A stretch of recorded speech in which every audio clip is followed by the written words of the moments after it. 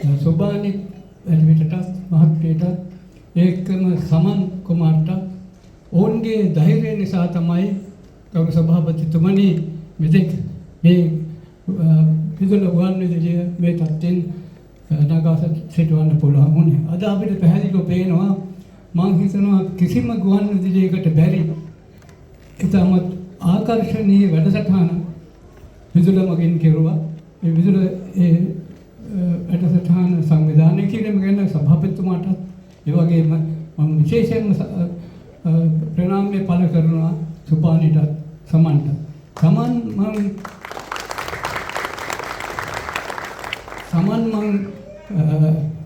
විදුලට සම්බන්ධ කරගන්න අවස්ථාවේ හොඳට කොන්දෙසි වෙච්ච තරුණයෙක්. නමුත් ඔහුගේ අද මං හිතනවා තට්ටෙත් පෑදිලා පැත්තකින්. මා දැක්කේ අර තරුණයා නෙවෙයි. ඉතින් මං හිතනවා මෙතෙක් ඔහු කරපු මෙහෙවරට මං හිතනවා ගුවන්විදුලිය මටත් වගකීමක් තිබෙනවා. ඒක මට කරගන්න බැරි වුණා. ඔහු ස්ථිර සේවකයෙක් කරගන්න උරුවන් කමක් තිබුණේ නැහැ. කොච්චර අවහිර බාධක තිබුණත් සෝබානේ සමනුත් කරපු මෙහෙවර ගරු සභාපතිතුමනි මාගේ කරනවා. මට අදත් මම හිතනවා පවිත්‍ර වෙනවා සමන්ටයි සෝබාන්ටයි විශේෂයෙන් සලකන්න බැරි වෙච්ච ගැන. අනිත් කාරණාව තමයි ගුවන්විදුලියට පැමිණ මේ අවස්ථාවට සහභාගී වීමට මගේ ධෛර්යය ඉතාමත් වැදගත් අවස්ථා කිහිපයක් තිබුණා ජීවිතේ. එක අවස්ථාවක් තමයි මම ළමා මණ්ඩපෙන් තමයි ගීත රචකෙක් වුණේ. කරුණාරත්න වේසේකර ශූරින්ගේ ගීත රචනා වැඩසටහන විශේෂයෙන්ම වැඩසටහන සරස්වති මණ්ඩපයේ කියන වැඩසටහන. අනිත් කාරණාව තමයි මම හිතනවා අපේ දේශීය වගද්දනේ කතා කරන්න නැති දෙයක් තමයි මේ රටේ නිදහසට පෙර සමයේ විශේෂයෙන්ම වැදගත් මෙහෙවරක් කෙරුවා දේශානුරාගයත් භාෂානුරාගයත් වැඩි දියුණු කරන්නට ගුවන්විදුලියට. ඒ කිව්වේ මම හිතනවා දේශානුරාගයත් භාෂානුරාගයත් වැඩි කරන ගීත සමුදායක් මේ රටේ බිහි වුණේ අර ඉන්දියාවේ අපේ මන්ත්‍රීතුමා දන්නවා ඇති ඉන්දියාවේ සරෝජිනී නායිදුලා තාගෝරලා කරපු මෙහෙවරට සමානටත් වඩා මෙහෙවරක් අපේ රටේ ගුවන්විදුලිය මගින් සිද්ධ කෙරුවා. වදත් ඔබට මතක ඇති ලංකා පෙම්බර ලංකා කියන ගීතය සුනිල් ශාන්තයන් මේ බිහි වුණේ නිදහසට පෙර සමයේ. ඒ නිදහස් සමයේ අර ඉන්දියානු කවීන් කරපු මෙහෙවරට වඩා මෙහෙවරක් කුමාරතුංගත් මේ කවීනුත් ගුවන්විදුලිය මගින් කෙරුවා. ඒක. අනිත් කාරණාව තමයි මම ගුවන්විදුලි ගීත රචකයෙක් වුණේ මෙතනින්. මහගමසේකර කියනවා මහගමසේකර මුලින්ම ගීත රචනා වලට ඇබ්බැහි වුණේ මෙතනින් කියන ගීත රචනා සමුදායක් කරා. මේ ගීත හැම එකක්ම අද වෙනකොට මට සතුටු වෙන්න පුළුවන් ගුවන්විදුලියට නෙළමින් ගීත හැම එකක්ම දේශානුරාගයත් භාෂානුරාගයත් දල්වන ගීත විශේෂයක් තියෙනවා. මම හිතනවා ගුවන්විදුලියේ පැවැත්වූ එකම වැඩසටහන එකම සම්මාන වැඩසටහන මට හිමිකම් කරන්න කියන්න පුළුවන් වුණා. එකම සංගමනය ලැබුණේ අපේ මන්ත්‍රීතුමා මෙතෙන්දී මට මතක් කරුවා කන්ට කරලා පෙර දිනයකම පෙම් කළ යුවතියට සම්මානයක් පිදුනේ මේ ගුවන්විදුලියෙන්. මෙතෙක් කාටවත් ඒ සම්මානය ලැබිලා නැහැ. ඒ සිද්ධිත රත්න මහත්මයාගේ සමයේ. ඉතින් මම හිතනවා මේ වැඩසටහන විශේෂයෙන් විදුලියට තවත් අතීත කතාවක් කියන්න සිද්ධ වෙනවා. විදුල බිහි කළා ආසන්න කාලේ මට යන්න සිද්ධ වුණා පුකේට් නුවර. කියන්නේ පුකේට් කියන විශේෂයෙන්ම තායිලන්තයේ පුකේට් නුවර සමුළුවක. ඒ කියන්නේ ඒබියු සමුළුවට. එහිදී මේ විදුල ගුවන්විදුලිය ගැන අහපු ඒට සහභාගී වෙච්ච ආසියානු කලාපයේ හැම රටක්ම මම වට කරගෙන ඇහුවා මේක අසුපමණින්ම විදුලියේ අපතගොත. මම හිතනවා ඒට විශේෂ කොට ගන්න පුළුවන්. අනිත් එක තවත් කාරණාවක් තමයි ගිය රටවල මට හම්බ වෙනවා විදුලෙන් බිහි වෙච්ච ගායකාවෝ විදුලෙන් බිහි වෙච්ච කලාකරුවෝ. සමහර ගායිකාවෝ මට හැම රටකම වගේ මට හම්බ වෙලා තියෙනවා විදුලෙන් අපි ආවේ කියන එක මට ඒක තාමත් සතුටට කරනවා. අනිත් එක තමයි මේ වගේ අද දවසක මේ පිරිස සම්බන්ධ කරගෙන මට හරිම සතුටක් මේ දුෂ්ටාබාධිත කියන වචනේ මම කියන්නත් කැමති නැහැ. නුවණදී විමර්ශ හැමදී මේ රට හැම විටම අන් රටට පරදී කියන එක අන් රට වල මේ රටට පරදී කියන එක කුමාරතුංග කේමලත් මෙහි මතක් කරනවා. මම හිතුවා නුවණ දෙන පිරිසක් මේ ඉන්නේ. නුවණ නැති පිරිසක් නෙවෙයි අනිත් අයට වඩා නුවණ දෙන පිරිසක් මෙතන ඉන්නේ මේ දරුවෝ කැලේ. ඉතින් ඔවුන්ගේ සේවය විදුලි වගේ ආයතනයක ලබා ගැනීමත් විදුලි වගේ සේවයක ලබා ගැනීමත් වැදගත් වෙනවා. මා ගරු සභාපතිතුමාට පෙන් දෙනවා මේ පවත්වා ගන්නට මේ අවිරින් කටයුතු කිරීම ගැන. මා තා කම්පැනියට පත් වෙච්ච දවසක් තමයි ගුවන් විදුලි පටන් ගත්තේ සම්පූර්ණයෙන්ම නාලිකාවක් හැටියට. නමුත් මේකේ නාලිකාවක් හැටියට තත් වෙනස් කරලා පැය ගානකට සීමා කිරීම කරු සභාපතිතුමනි පසුගිය කාලයකදී සිදු වුණා.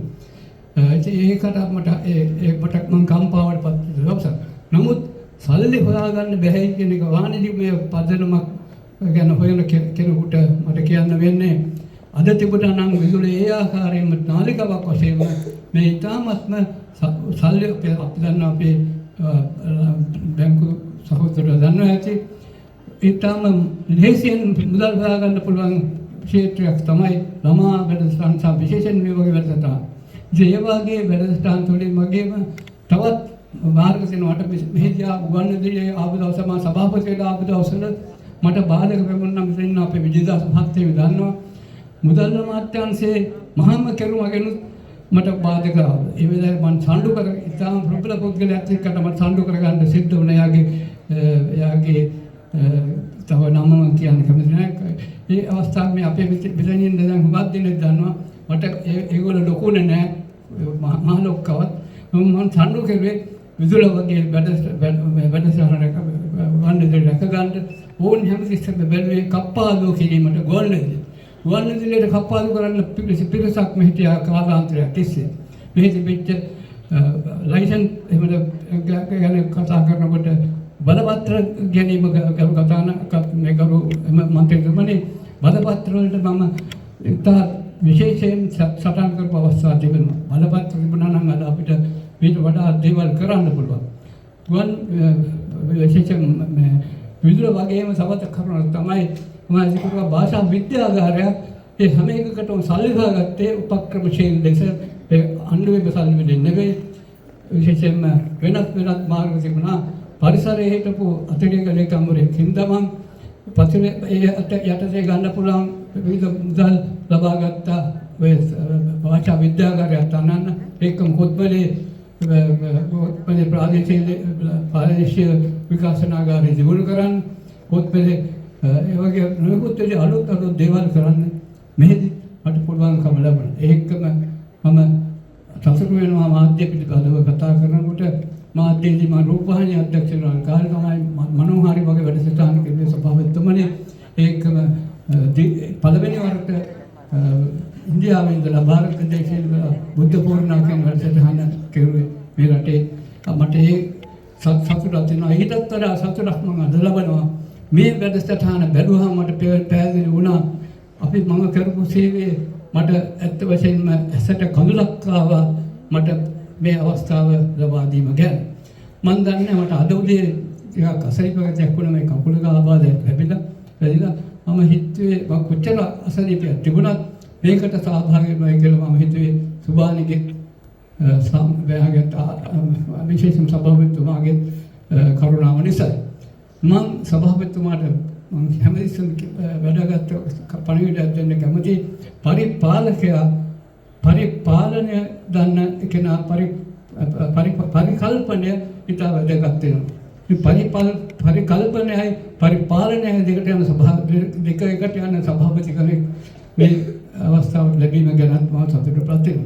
විශේෂයෙන්ම අපේ බැංකුවේ නිලධාරි මහතුරුන්ට ස්තුතිවන්ත වෙනවා මේ වගේ වැඩසටහනකට අනුග්‍රහය දැක්වීම ගැන. ඒකම මම උන්ට ආරාධනා කරනවා සභාපතිතුමාට ආරාධනා කරනවා වර්ෂයක් පාසා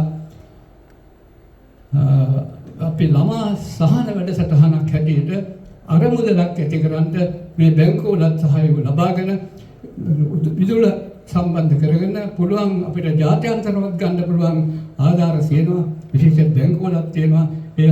ළමා සහන වැඩසටහනක් මේ වගේ අවස්ථාවකදී මම යෝජනා කරනවා සභාපතිතුමාට ඒකම ගරු මන්ත්‍රීතුමාටත් මේක මම යෝජනා කරනවා ඒකම අපේ බැංකුවේ සහෝදර මහතුරුන්ටත් මහත්මියටත් මම යෝජනා කරනවා ඒ වගේ ළමා සහන විවිධ දේවල් වලට ගන්න පුළුවන් ළමා සහන අරමුදල මේ ආශ්‍රය නැති කරන්න එක විශේෂයෙන් මම අත්දැකීම් අනුසාරයෙන් දන්නවා අපිට දේශයෙන් මුදල් ගතානුගතික කරව නෙවෙයි සභාපතිතුමනි තියෙනවා විවිධ අදත් මගෙන් ගන්නවා සමහර විට උපදෙස් ගන්න අවස්ථා තිබෙනවා සමහර ආයතන ප්‍රමුඛ ආයතන බවත් ඒවෙන් අපිට පුළුවන් වක්‍ර ලෙස ඉතාමත් හොඳින් මුදල් උපය ගන්නට අලුත් පරිකල්පනයක් ඇති කරගත්තොත් මම හිතනවා ඒකත් යෝජනා කරමින් මේ අරමුදල ඇති කිරීමේ යෝජනාවත් මම මෙහිදී පිළිගන්නවා මම හිතනවා මම වැඩිදුරට කතා කරන්න යන්නේ අද දින මම පැමිණීම ගැන මම සතුටුපත් වෙනවා